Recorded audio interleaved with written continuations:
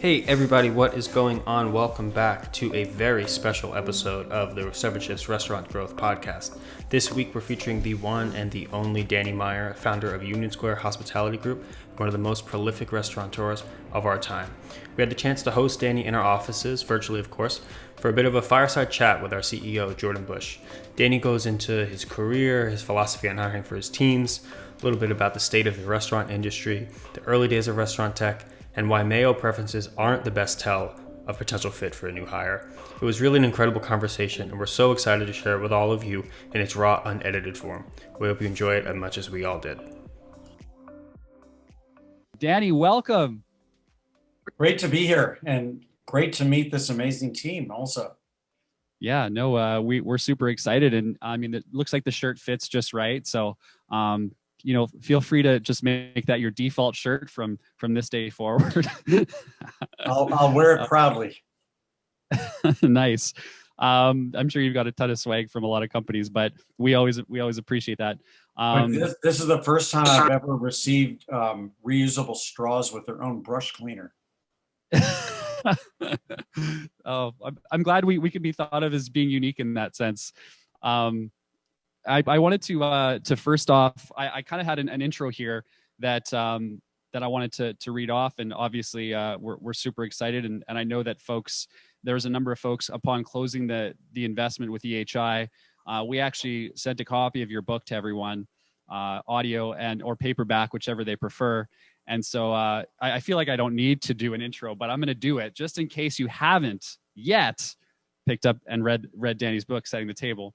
But here goes. Born and raised in St. Louis, Danny grew up in a family that relished great food and hospitality. Thanks to his father's travel business, which designed custom European trips, Danny spent much of his childhood eating and visiting near and far off places. In 1985, at the age of 27, Danny opened his first restaurant, Union Square Cafe. He focused heavily on customer satisfaction, laying the groundwork for his 2006 New York Times bestselling book, Setting the Table, which looks at the power of hospitality in restaurants, business, and life. Danny continued to open award-winning restaurants, Gramercy Tavern, Blue Smoke, Jazz Standard, Shake Shack, which is nearly 300 locations now, Danny. Correct me if I'm wrong. But sounds good. Yeah, and several others. But together, Danny and the USHG restaurant and staff have won an unprecedented 28 James Beard Awards, including Outstanding Restaurateur in 2005, and was inducted into the Who's Who of Food and Beverage in America in 1996. And so I just want to say one of the things I admire about Danny and why I'm so excited to have the support of EHI is that we philosophically align on so many fronts. We both believe in building great teams that have empathy, passion, and a strong willingness to learn and adapt to ultimately create greater experiences for our end customers. And because we know that building great teams translates into either directly how our customers feel when they either interact with us on the phone or directly through the use of our product. So Danny, thank you so much for joining us. Let's give Danny a warm round of applause. Boy, I can hear it one country away. Yeah. I'm not sure where everybody is right now. Probably in a lot of different places. Is that right? Yeah, Danny, we're kind of scattered here. We're in Saskatoon. Several of us are in Saskatoon. I'm not sure if you know where that is, but it's right above Montana, North Dakota. It's a population of about 300,000, so definitely not New York. But I think that was a requirement to do our geography lesson before making our investment. It's a smart thing for sure. There's several of us in Toronto, and we've got a small team in kind of in the New York Hoboken area. So we're super excited and to obviously have this team together, and in a remote setting is all good. We're making the most of it, but yeah, we're excited to kind of get back to the office in some way, shape, or form eventually. Good. So Danny, there's a number of topics that I wanted to touch on, but I wanted to start with a bit of your background in the early days. And like most restaurant operators, we know it's not uncommon for folks to have a job in a restaurant first. And I was wondering if you could take us back to your first restaurant job. Yeah, well, it's an interesting story because while I have grown up in St. Louis loving going out to eat, even though back in those days, quite frankly, the food was not that great in St. Louis. The hospitality was wonderful. People were always happy to see you. But even, you know, I think iceberg lettuce was about as gourmet as we got. We had a fancy cheese called Provel cheese, which is, if you've ever been to St. Louis, it's kind of cheese food. It's kind of like the Provel version of Velveeta. And in fact, maybe that's where the Vel comes from. But I will say, I will credit St. Louis with a few things that have definitely impacted my career, like frozen custard and smash burgers and barbecue. So we've done some things with that St. Louis, but it never dawned on me that I was going to go into the restaurant business at all. And the only thing I knew is that I liked restaurants, but I was a poli-sci major. And if you were a poli-sci major undergrad, the typical thing you did was one of two directions: get a journalism degree because your interest in politics was issues and you wanted to write about it, or get a law degree because your interest in politics was going into politics. And I almost applied to be a lawyer. I took my LSATs, as a matter of fact, and just great good luck that the night before my LSATs, I was out with my uncle, who's still around and kicking, and he got really mad at me because he said, "I've never heard you once say anything about wanting to be a lawyer." And I said, "Well, I don't." And he said, "Well, then why in the world would you do that? You're going to be dead for a whole lot longer than you're going to be alive." And I said, "Because I honestly don't know what else I could do or what I would do." And he got really mad at me, and he said, "You got to be kidding. All I've ever heard you talk about your whole life is restaurants." And, you know, the thing I should probably share, because I bet there's a few people on this call right now who are on your marketing and sales side, is that during those early years after I graduated college and before I took my LSATs, I was the leading salesperson based in New York for a company that sold electronic tags to stop shoplifters, which is like the last thing I wanted to do for a living. But I was making a ton of money in commissions, and I was single and I didn't have anyone to support except for myself. And I just kept putting my commissions into the company's stock. They went public there was what is now NASDAQ in the United States. Back then was called over the counter. Mm-hmm. And these stocks would go public at like $1 or $2. And during the time I was there, the stock went up to about $13 or $14. And it was I kept putting my commissions into that. And that was really the thing that made me say, okay, you don't want to put people in jail for shoplifting for the rest of your life in drugstores and in supermarkets and, you know, clothing stores. Mm-hmm. And I just was so lucky that it was my uncle that night that said, "All I've ever heard you talk about your entire life is restaurants. Go do it." And so I did it. And I haven't regretted one day since. And so even in him saying that you're going to spend more time being dead than alive, I mean, on the flip side, it's not like restaurants are this highly, you know, successful, you know, path forward. I mean, failure rates, I would imagine were even high back then. Was there any kind of fear around that? No, because I think, as is the case with many entrepreneurs, you included, mm-hmm. when you are really passionate about something and there's an idea that you have this aha moment. And my aha moment was very, very straightforward. It wasn't just that I wanted to be in the restaurant business. It's that at that time in New York in the mid 1980s, we had come out of the disco era of the 70s and then the exclusive nightclub Studio 54 era of the early 80s. And every time I went out to eat in New York, the restaurant thought it was a nightclub, and they decided who they were going to be nice to and who they weren't going to be nice to. And so my aha moment of a problem I wanted to solve was, could I create a restaurant that, if only it existed, would be my favorite restaurant? And it was very simple. It was two things. It's like, I want really good food, and I want them to be nice to me. And in St. Louis, they were nice to me, but the food wasn't so great. And in New York, the food was really good, but they weren't very nice to me. Yeah.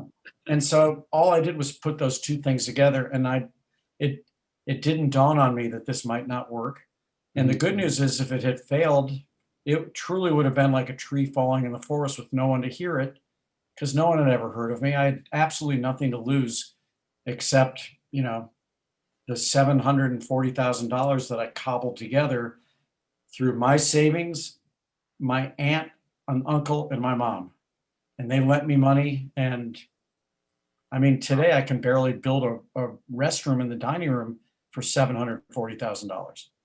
But I got a nice restaurant out of the deal. And that was the one and only restaurant I had for the first third of my career before opening Gramercy Tavern. And then, a whole bunch of stuff after that. And you talked about you wanted to build your favorite restaurant. And I listened to an interview with you when you talked about the difference between the best restaurant and someone's favorite restaurant. And one thing that stuck with me is you saying you can argue with someone about it being the best restaurant, but when you say it's your favorite, you can't argue with that. I think that was a really profound statement. In terms of as you kind of opened Union Square Cafe and you started building that, you talk so much about culture and values and have been kind of leading the way in this industry. At what point in your time at Union Square did you really introduce a hard set of values that you hired, promoted, and fired by? Well, I was much, much better, quite frankly, at developing a philosophy around hiring than I was around firing. But I did believe at an early age that, or maybe an early stage of my career, that you can truly learn as much about a company based on the professional and caring way with which they fire people as you can by the way in which they hire people. But I was very, very focused on how to hire people. At the beginning, it was about as rudimentary and possibly illegal as you can imagine. And what I did was, if I knew you were from New York, you probably were not going to get a job, because in my judgment, in those early days of the 1980s, New Yorkers weren't as nice as people from where I came from in St. Louis. And I knew I wanted to hire nice people. It's probably illegal, and it was really stupid. Then I started hiring New Yorkers who were nice, and I realized how stupid I had been. And then I decided to do another thing, which I no longer do. And I would ask people, what's your favorite mayonnaise? And that was all I needed to know, because if it was Hellman's, they were going to get the job. And if it was Miracle Whip, they weren't. And then I realized that was stupid. I stopped doing that. But then the kinds of questions I was asking, when I would see someone who would answer that same question by saying aioli, or, I found that while the questions were not necessarily great questions, how have you used your sense of humor in your past jobs? I was asking the kind of questions that made people think differently about the profession they were getting into.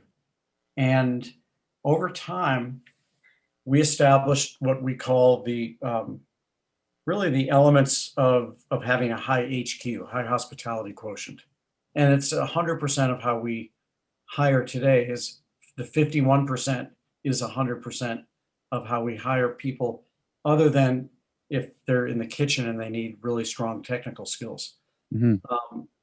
I'll take Shake Shack as an example, because Shake Shack, nobody in the history of Shake Shack, which started in 2004, has ever been asked to show on their resume how many jobs they've made milkshakes in, or how many times they've made a hot dog.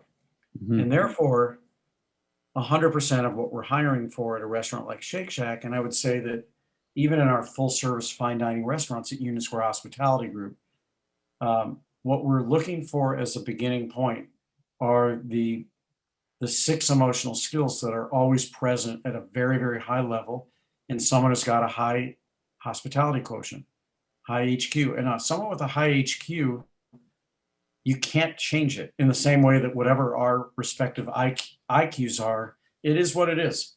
And I could I could read the whole dictionary tonight and it's not going to change my IQ, because an IQ is just a way of saying what's your propensity to learn stuff. And what I believe in HQ is a way to say what's your propensity to care about making other people feel better when you do the thing you do.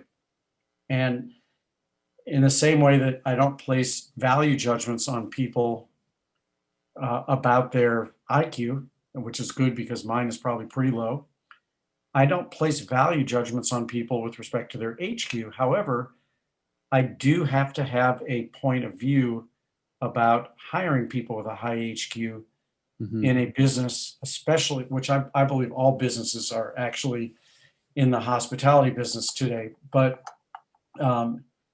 it matters a lot to me. And so the 6 emotional skills we have seen very intentionally, and we really try to hire for these.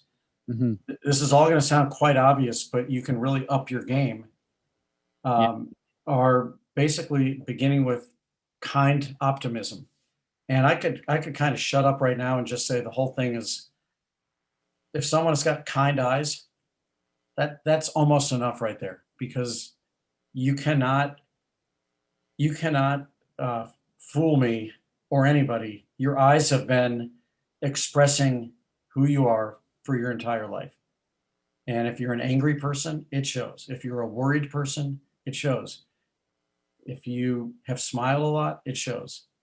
So the first thing is kind optimism. We need people, and the optimistic part is important. Cynics and skeptics, it's not a bad thing for each of us to have a little bit of that in us, but if the primary emotion is cynicism, it's not necessarily going to be a good thing. The second one is curiosity. Again, an obvious thing, but we are in a business that is about trying to honor the work we did yesterday, even though we made a ton of mistakes, because we always do. But be curious about how you can make life a little bit better today, work better. What can you learn that you didn't already know? We don't want to hire finished products. We want to hire people who are constantly learning and who are curious about learning. The third is work ethic. We can all train each other how to do something, but there's an emotional skill that you either have or you don't, which is that you care deeply about doing something incredibly well. And the fourth is empathy, which is the ability and natural instinct to try to walk in someone else's shoes and to say, how would I feel if I were that person in this situation, and how would I want to be treated? And one of the great things that we uncovered is that as much as we all learned the golden rule of hospitality, the golden rule period at a young age, do unto others as you would want done unto you, we unearthed that there's a subtle but powerful difference, that the golden rule of hospitality is do unto others as you believe they would want done unto them. Very different, because we're all different people, and hospitality exists when the person on the receiving end of your work truly believes you're on their side. And the only way to be on someone's side is to realize that everybody is different. Everybody's got a different way of feeling better. So do unto others as you believe they would want done unto them. So that's empathy. And then is self-awareness, which is understanding what your personal weather report is on any given day, and it's different every day. And you know, if you're having one of those wonderful 72-degree, no humidity, sunny days, you better spread that everywhere. And if you're having one of the kind of days we had earlier this week in New York, which was miserable, it was, 92 degrees and 1,000,000% humidity. Go take a shower, but get out of my way, because you're not going to make, as one of my workmates, it's not going to be fun to be around you. And the sixth emotional skill we try to hire for is maybe it should have been the first. It's integrity, which is having the judgment to do the right thing, even when it may not be in your own self-interest. And so now if we can hire somebody who's great at the stuff they do, and we ascribe 49 points, we want to get 100 points. most points you can get for being amazing at what you do, whether you're the pasta cook or the maitre d' or the sommelier or the, I don't know, the chief technology officer in our company. Most points you can get for being amazing at what you do is 49. That leaves 51 points for who you are while you're doing it. And here's the last thing I'll say, Jordan, because I can feel you've got 18 more questions and you want me to shut up on this one. No. Oh, 19. What are you talking about? All right, so I'll be quick on this, but I hope this will ring. Can I talk about hockey for a second? Oh, to all you people up course. there in Canada. So I grew up watching the St. Louis Blues play, and you could always tell, and unfortunately they didn't win their first Stanley Cup till a couple of years ago, but it was still fun to go to the games. But all the statistics that you get from a hockey team are what happened when they're on the ice. And yet, if you look at a typical hockey game, right? So the goals scored, shorthanded goals, goals against, all that kind of stuff. All the statistics are when they're on the ice, but a typical hockey player is actually on the bench for about 2/3 of the game, more or less. And so I'm fascinated by what is the impact of that player when they're on the bench? How do they make the rest of their team better by virtue of who they are? And I think business is a lot like that as well. And so that's why in our recipe, we want to get 100, but we split it up and we make it very clear to people, when you get a bonus, 49% of your bonus of your review is going to be based on the degree to which you hit all the metrics that the business needs to hit. 51% of your review is subjective, but it's going to be a 360 review of who you are while you're doing it and how much better you're making the rest of the team. And the best way to make the rest of the team better is to make this a better place to work, because great people want to work with great people. And then it really becomes a flywheel that goes up. I couldn't agree more. And we've there was actually a comment here from Stacy. And I actually remember this, Danny. Did you know that the St. Louis Blues were going to be like, they were going to be the Saskatoon Blues at one point? I'm not even making this up. Quote me if does anyone remember this? Do you guys? I'm gonna look it up. Saskatoon, remember this? Yeah, I have stickers that say Saskatoon's got the Blues, like they're at my parents' house. They were going to be the Saskatoon Blues at one point. Going to be sold, I think. Anyway, there was some sort of thing that happened. It was a very small stint, but we'll have to send you the articles, Danny. It was kind of I'd love to see that. Thanks, Stacy. I want to bring up one of these quotes from I think it was Jim Sullivan, a restaurant consultant, and it just kind of rang. It kind of made me pause a little bit for when you were talking about this 51% for their HQ and 49% training. He says, we're better at training than we are at recruiting, so we hire the wrong people and hope training will fix them. But there's no right way to develop the wrong person. Is that essentially how you think about this? In a word, yes. Yeah. No. And by the way, I've spent. You asked me at the very beginning, and I didn't do a good job of answering, but I would say that one of my greatest strengths, like anyone, is also my greatest weakness when you take it too far. And one of my greatest strengths is that I'm incredibly patient with people, because I believe that most people come to work hoping to do a good job and hoping to do a better job and hoping to grow. And what I had to figure out was that while it's great to be patient with someone when you can help them get themselves over the hump, there are some people who just either can't or who won't. Mm-hmm. And so that's when we came, and so I was sometimes so patient that I was hanging in there with people who just should not have been on our team. And I found myself as a leader sending out, therefore, mixed messages when I talk about excellence and hospitality being the two things we're trying to excel at. And people on the team would say, all right, we hear you, Danny, but if you're really about excellence, why is that person still on our team? Or if you're really about hospitality, why is that person still on our team? And so I think we've gotten much, much better at the exiting part of this, which is crucial for building a culture, because a culture is really the sum of the behaviors that you champion minus the behaviors that you tolerate. And if there are too many of the behaviors that you tolerate that you didn't get rid of, then you're just sending mixed messages, and you'll end up being a mediocre team. And that's something we've really had to work at, and I think we're much, much better at it now.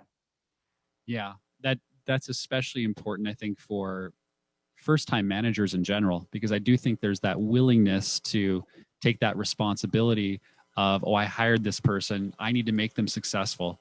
But from what I'm hearing from you, and I think we agree as well, is there is a point where you're kind of, you can't just keep carrying someone through the mud in a battlefield. They also have to get up and walk with you, and you got to meet both ways. And I think that's something that in general, I think a lot of new managers struggle with.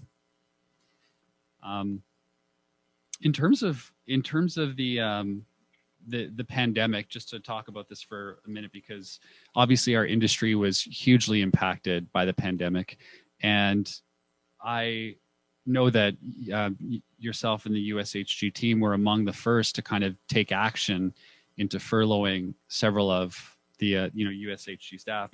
I'm just curious, because we had to do that ourselves. We had to furlough 25% of our staff, and thankfully people were very understanding, and we could bring most of them back. And for the most part, people were asking when could they come back, and they understood and everything. And while I was happy to hear that, I also kind of I was curious to know how it impacted your team when this all happened, and not just the people that were there, but the people that were furloughed. How did they react to that? Well, everybody reacted differently. Nobody was happy about it, that's for sure. We had survivor's guilt sometimes for people who were not laid off. We had amazing grace in many cases of people who were laid off. But keep in mind, one of the first things we did after reaching the conclusion that the only way to be a good employer was to stay in business, and if we had no revenue, and it was really scary in the early days in New York, because we were seeing people, you couldn't go out of your apartment in those early days without seeing an ambulance. We all knew people who died. We lost a couple people from our world, of our restaurant world. And so everyone knew this was the real thing. This is serious. But the first thing we did was we set up a 501c3, a not-for-profit legal organization. And we worked with many of our regular guests and our staff. We held auctions. We sold gift cards where 100% of the proceeds went to our employee relief fund, which we called Hugs. And we succeeded in raising $2 million, which we were then able to grant out to people. And then we would have a weekly call, a Zoom call like this, but we had laid off close to 2,000 people. So 2,000 people didn't tune into the Zoom call, but 2,000 people were invited on a weekly basis. And we would bring people up to date on what we knew. We tried to balance reality and hope together. We set up a jobs board where we reached out to like-hearted companies who were actually thriving through the pandemic, like Whole Foods, for example, or some of the internet marketing platforms or businesses. One of our EHI investments is Goldbelly. They were thriving. I mean, they were setting records during the pandemic because people wanted food shipped across the country. And we set up some emotional health resources. So, we didn't create the pandemic, and we didn't create the no revenue situation. And we knew that we were going to have to make some really, hopefully never again decisions, but there was still a way we hoped that we could do it in a way that people would look back and say, I hated getting laid off, but at least here's how they did it. Yeah. And did most of those workers end up coming back, or did you guys experience some of those workers go on to other industries during that time? Well, it's too soon to answer the question fully. Mm-hmm. People are asking me all the time, is the labor shortage impacting you in your New York restaurants? And what I would say is that it is, but not as dramatically as what I'm hearing a lot of our restaurant colleagues say. And I'm not sure why. It could be because if you just do the math, we have our entire alumni base wherever they now happen to live, and many of them left New York. But nonetheless, we have, let's say, an alumni base of 2,000 people. We're now back up to 750. And of that base, we've only reopened half of our restaurants so far. And of those half of our restaurants, we've only opened them for dinner. And so if you just do the math, we probably have more, and we've been moving people around and giving people the opportunity. If you know the Union Square Hospitality Group way, I'm delighted to hire you at any Union Square Hospitality Group restaurant. Mm-hmm. Now, obviously, cooks may have specific skills that you may be the best barbecue pitmaster from Blue Smoke, and that may or may not lend itself to, say, Gramercy Tavern. But there's a lot of positions that we can move around. So I think for those reasons, so far it has not been too bad. Now, you want to talk to me in a couple of months when we have just about all of our restaurants reopened at that point.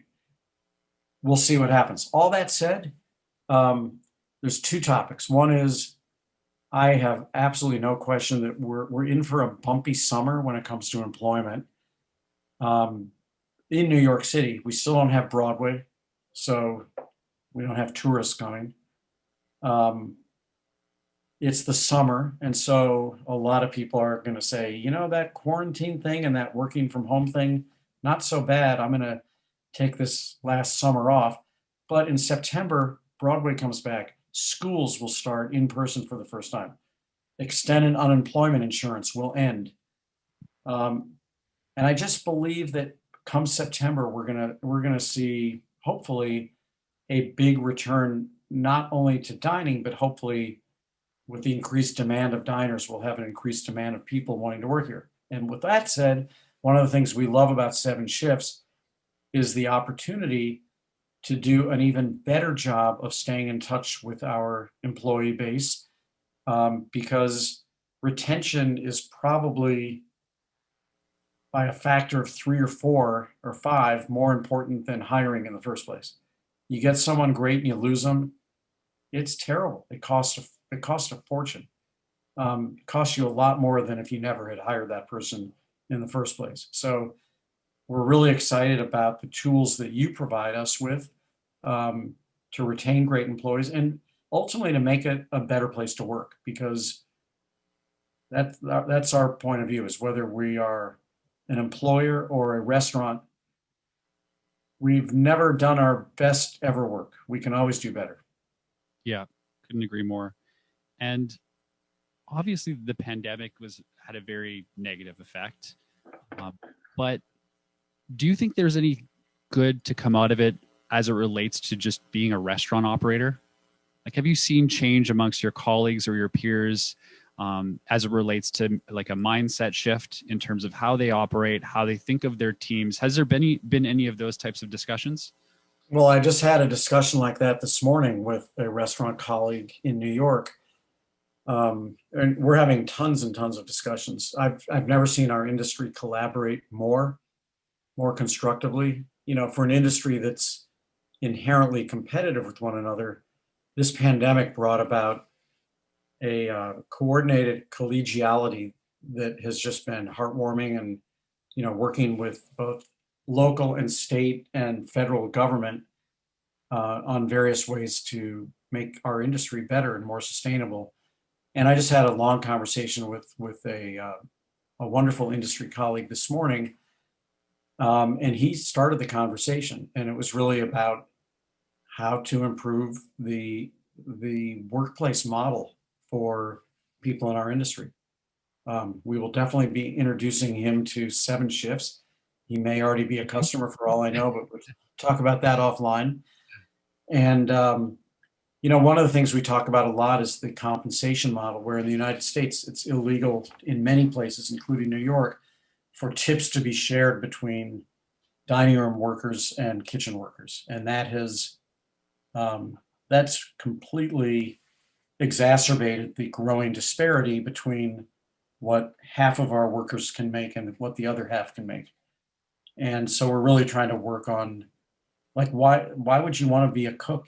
Why would you want to go to culinary school when you might even be able to make more money as a fast food worker than you could in a fine dining restaurant? So to answer your question, yes, there's a lot of people thinking about this right now, and it should be the outcome of COVID for our industry, because our industry had all kinds of preconditions going into COVID. And if we're too dumb to get healthy right now, then shame on us. Yeah. Yeah. I also think it just sounds like, from talking to a lot of operators, there was already a wound, like you said, in the industry. There's always kind of some wounds, and basically a salt shaker was poured directly into the wound. Is kind of the analogy that I heard too. In terms of in terms of some of the mindset shifts that operators are going through, and the value, I guess, they're putting on their staff, we see there's kind of like this debate, even as it relates to minimum wage. And I've talked to operators more recently in some parts that are just completely belly aching about it, and kind of more so complaining about the government, not like basically supporting people to stay at home. When on the flip side, I see some other folks that have been adapting a lot better to this environment. Is this kind of what you're seeing too, in terms of the outcome being survival of the fittest? It's a tough question, Jordan. I think, again, it may be a little too soon to tell. I don't think any of us can conclusively say that the worker shortage is because of $300 a week extended unemployment insurance. I think minimum wage, the fact that in our country we have a different minimum wage for tipped employees and non-tipped employees has been something that I've been really trying to rail against forever. I may have done it the wrong way initially when eliminating tipping in our restaurants in 2015, which set up a very, very hard mathematical equation to take care of everybody in all the ways we wanted to, and not have menu pricing that was non-competitive with everybody else, which is why we've now moved back to a tipping situation, and we pay a revenue share to our kitchen. That is legal to do. That's coming out of our pocket. Mm-hmm.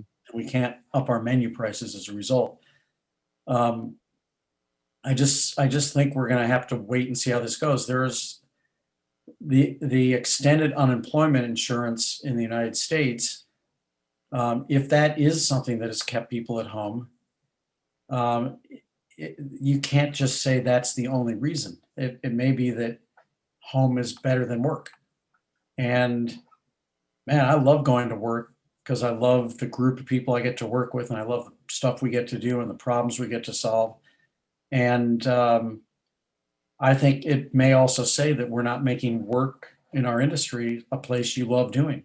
We're also at a time when so many people have been able to work from home, as we're doing on Zoom right now, but our industry can't cook food on Zoom and do the dishes on Zoom and pour someone a bottle of wine on Zoom.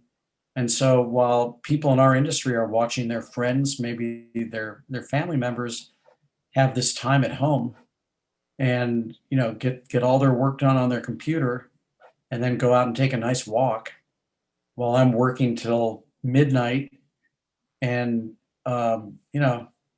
and then before the vaccine came out, putting myself in harm's way, I might add.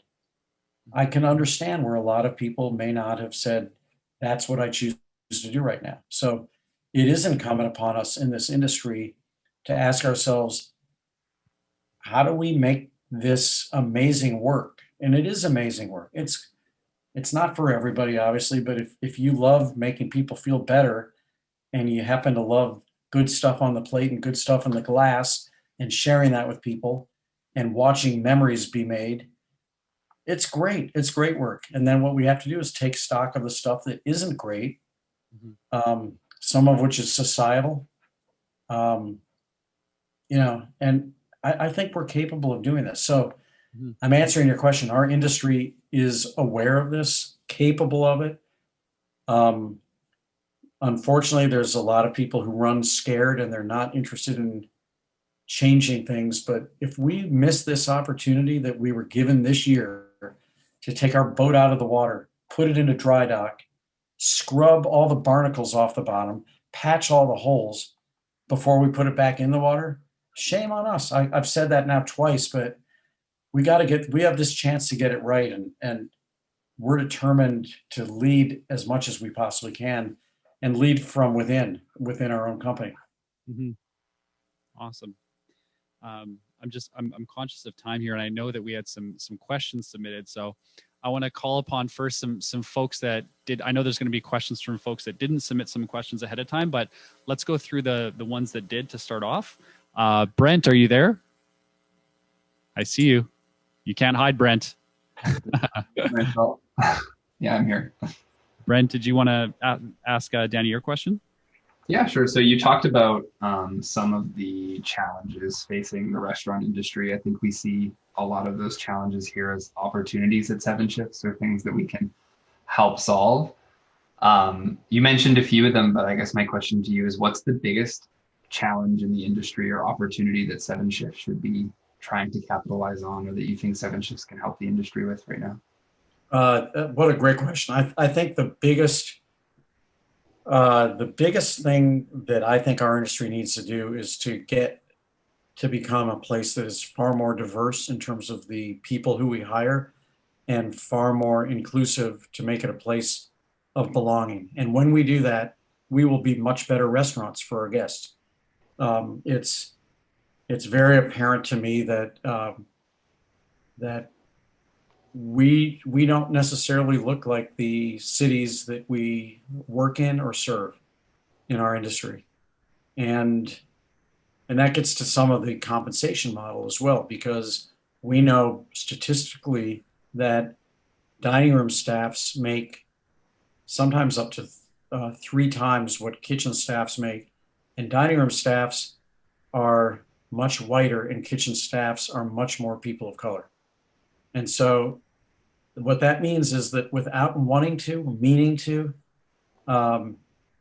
when we open our doors and when people spend money in our restaurants, we are actually perpetuating some of the things that are inhospitable, that don't make people feel like they belong. And I think our industry could be on the forefront of every industry, because we are, I believe, just about next to government, the biggest employer in the aggregate that there is. And so imagine what we could do if we created better jobs with much more upward mobility, and we could be the change that we want to see in our whole society. So if you can help with that, I also think it actually addresses the other thing we were talking about, which is that while our industry is crying out for more workers, there are people who are crying out for more jobs. And what if we could build a bridge and, bring much, and by the way, when I talk about diversity, I'm not only talking about race or gender, I'm even talking about, where do we source our talent from? Are we willing, in our country, which has more people incarcerated than any other country on earth, to give people a chance who are incarcerated? Are we willing to give people a chance who may have a physical disability? Can we be the industry that says, if you have a heart for hospitality and you've got a good work ethic, we want you and we're going to work with you. So help us with that one. Awesome. Thank you. The next question I wanted to, Fahad, are you there? Yep. Awesome. You can go ahead and ask Danny your question. Yeah. So 2 years ago, when I first joined 7shifts, I picked up your book, Setting the Table. It really helped me to understand restaurant as a business and people behind them, how they're trying to grow it, to manage it, and make it a success. So one thing that stuck with me was the salt shaker theory. And I'm really curious to see if you're still using it at this different stage of your career, and how is it helping you? Thank you. And I love that you're putting a salt shaker in a better light than pouring salt on someone's wound, like we were talking about earlier. That Jordan actually gave me an idea that the next book should be should have the salt shaker upside down with a. No, I don't think I'll do that. Look, I think that the principle of centering the salt shaker, which is if you haven't read Setting the Table, it's a story. You can read it if you want to. So I'm not going to tell the whole story right now, but it's truly about understanding what excellence looks like to you in anything that you do, and recognizing when human behavior moves off the center of what excellence looks like, and having the persistent ability to keep moving the salt shaker back to where it's supposed to be, right in the center of the table. The expression we use is constant gentle pressure, that you need all three of those things. It's got to be constant, it's got to be gentle, and people need to feel the pressure. If you do any two of those without the other, it doesn't work. And I would say that the thinner the air gets, the more that matters, because when times are more challenging for any business, the natural thing people do is they get afraid and they run away. They go into their lizard brain and they run away. And that's the time you most need to lean into, nope, this is how we do it. This is how we do it. And how we do it, what your culture is, how we show up to work each day, isn't just for good times. I would say it's especially for the tough times. Thank you. Thank you. All right. Jada, are you there? I'm here, Jordan. All right. Fire away. Hey, Danny. So you've obviously had astronomical success in the restaurant business. My question is for you. What has been the biggest career mistake that you've made, and what did you learn from it? Well, your premise, Jada, is flawed. I don't think we've had astronomical success, and to the degree we have had any success, it's I'll tell you one thing, it never goes to our head. If you give us a good review from one of our restaurants, we just try 3 times as hard tomorrow to prove that we weren't an imposter. And maybe that's my problem. I don't know if anyone on this call has imposter syndrome, but I think hospitality is a humble act. It's a humble thing to say, I trust that I will feel better if I first make you feel better. And I think that's what hospitality is. Now, I make 15 to 20 pretty good mistakes every single day. It's hard to pick the biggest one because there's been so many. The one that comes to my mind, though, is one that it took me a few times to learn from. And for me, a big mistake is one that you didn't learn from. And that is connected to something you heard me talk about earlier, which is sticking with something too long, because I'm such an optimist. And I don't trust that we can't turn around a business. And so when I wrote Setting the Table, the opening line in Setting the Table was my biggest mistake. And it was something like, in so many years, I've opened this many restaurants and I've never had the experience of closing any one of them. I would say writing that sentence was one of the biggest mistakes I ever made, because implicit in that sentence was that there's something wrong with closing a restaurant. And then I got so much pride around that I didn't learn a really important lesson. And so the first restaurant I ever closed was in 2011, 2011 or 12, called Tabla. And it was a 13-year-old restaurant, an Indian restaurant. It was really good. And it was losing money for the last 2 or 3 years of its existence. And I hung in there because I didn't want to lay off all those people, and I didn't want to have to rewrite my book. And that was just foolish pride at work. And meanwhile, I was actually doing the worst thing I could have done for those 134 people, because I was trading on their loyalty. No one was getting a raise. No one was getting a promotion. They were working even harder for a business that was going nowhere. And then I finally made the decision to close it. And since that time, I think we've closed. So that means I went 26 years in a career without ever closing a restaurant. And that was just a big mistake. I should have done it sooner. And I learned the lesson about how entrepreneurs should fail, and they should fail fast. Because if you're not failing, you're not probably trying out enough new stuff, and you're not being bold enough. You're playing it too safe. And but you got to do it quickly. And so when we closed a fast casual pizza restaurant called Martina, I was proud that only took 13 months, as opposed to 13 years. Great. Thanks for sharing. Thanks, Danny. Great question. And next up, Katie G, are you there? I'm here. Thank you. Such great questions. Mine is pretty simple, but Thank you. Some of us being from Toronto, if you've been to Toronto, I would love to hear what one or two of your favorite restaurants there. If not, would love to hear about your favorite restaurants in New York. I have been to Toronto, and even though I was only there for about 30 hours, I managed to have about 6 meals. And there's a market that you guys have there that was a lot of fun, and I had this amazing pea meal sandwich. Do you know what that is? St. Lawrence Market. Pea meal bacon, is that what it's called? Yeah. God, that was good. I went to a restaurant. I've got a quick story I've got to share with you, and you'll see why I'll never forget it. Although I think I've forgotten the name. Is it Richmond Station? Richmond, pretty sure it's called Richmond Station. Yep. And I was by myself, and they have a long kind of communal place to sit.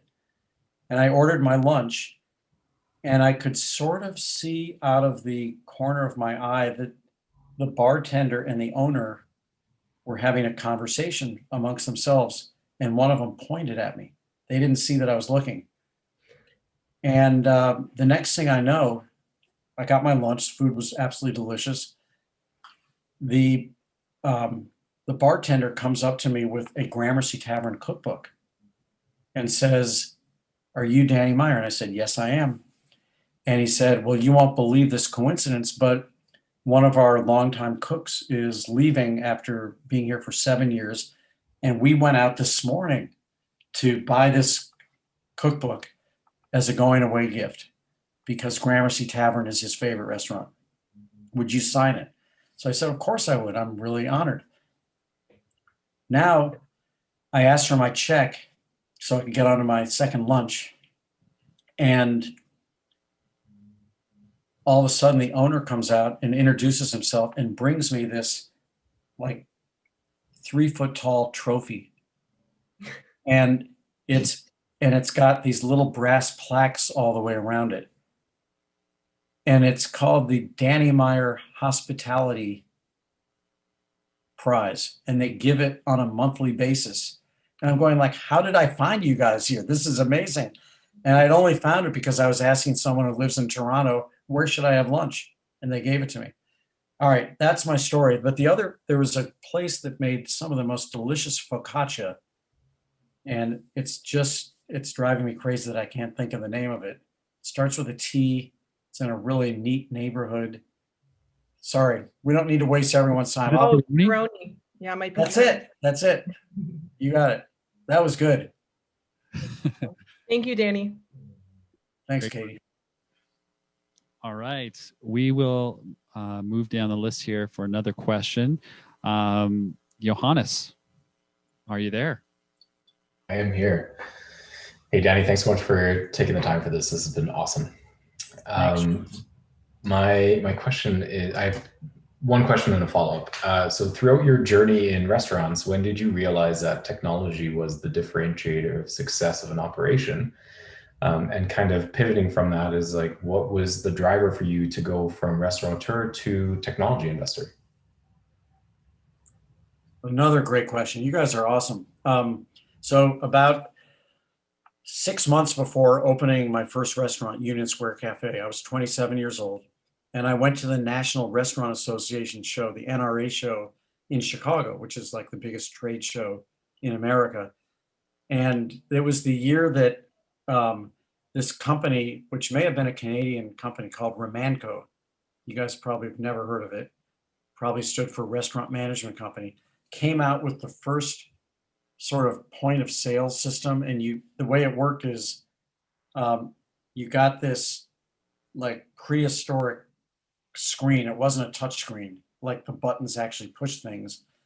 And you kept a menu on the side with a 4-digit code for every menu item. And you would go 4237 times two, two bowls of pasta.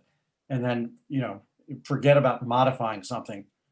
And I went to see this being demonstrated.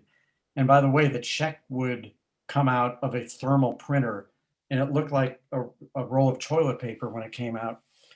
And I said, because my only experience before that was the big, beautiful NCR cash register that sat on the back bar. It was truly part of the restaurant's decor, And so I'm this guy, I don't even own my restaurant yet because this was May and I wouldn't open it till October.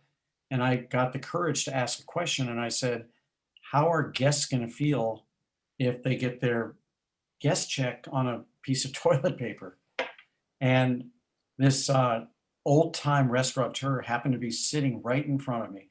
This was probably 60 people in the audience. And he stands up, I'm now sitting, and he turns around and looks at me. And he said, son, I don't know what your experience is in this business, but if you treat people right, give them good value and a good plate of food, you can give them their check on an actual piece of toilet paper and they'll come back. You need to get with technology. So that was my first lesson. And then we didn't have a whole lot of technology for years. I mean, we were using maybe fax machine was my biggest piece of technology for 2 years. We finally started printing our menus daily on a some kind of printer. And I'd say the first time I really got with the program in the Sure. I don't need a bag. I can carry it. Thank you. In the early 1990s, No, thank you. I decided Have a nice day. I decided I wanted to incorporate a new business, and I did. I called it Maitre D Inc. And it was to actually create an electronic database for all of our guests, because I knew I couldn't be there every shift. And I wanted to remember, who's allergic to this or likes this server or likes that table, what their birthday is.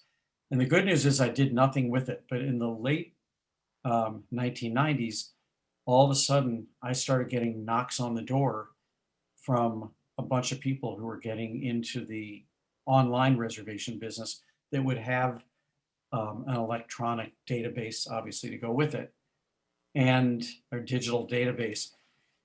And I was just really fortunate of the 5, I handicapped them myself, and I liked Open Table the best. And I made the biggest investment I've ever made in my life, went on the board of directors. This was in 2000.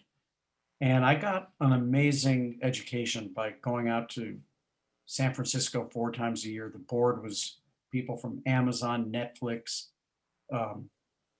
lots and lots of people who were connected. Even the VC people were all people who were connected to Silicon Valley.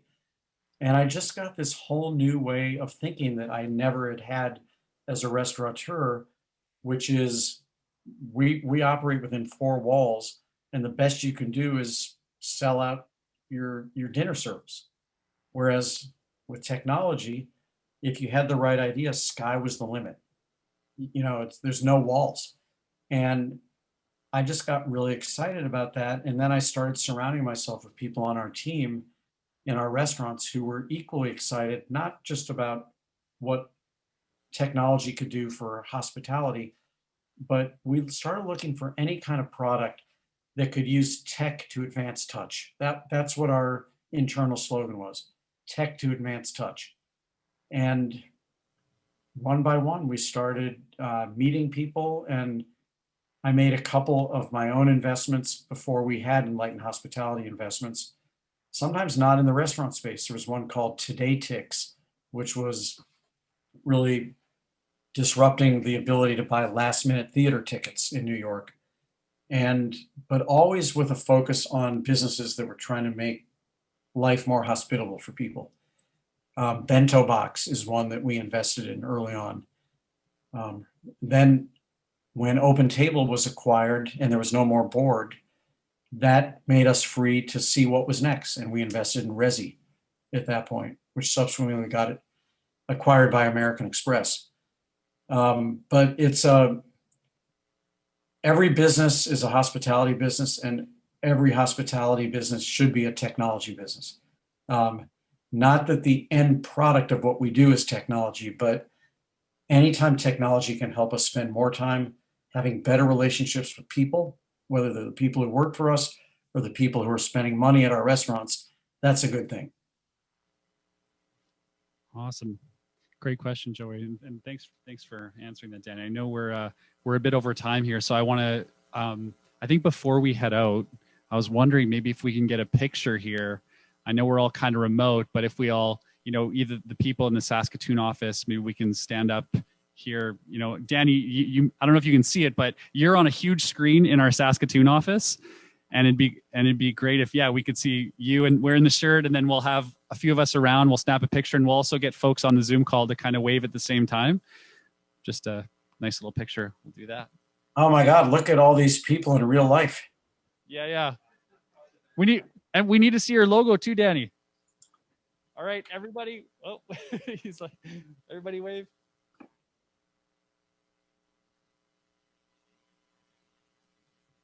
Awesome, got it. All right, Danny, on behalf of everyone at 7shifts, thank you for partnering up with 7shifts on this journey. We're super excited to provide a lot of value for restaurants as they continue to open up. And thank you again so much for spending time with us here today. I know you're a busy guy, and I probably speak for everyone by saying that was incredibly inspiring and so validating in terms of how we think about our customers and how we want to even build our own company. So thank you so much. Well, I want to, Jordan, thank you. And I'm seeing all these wonderful messages coming across on the chat box. So you guys are warming my heart, and it's an amazing way to start the weekend. Thank you for all you do, you guys. Great to hear. All right, give Danny a round of applause, everyone. Thank you.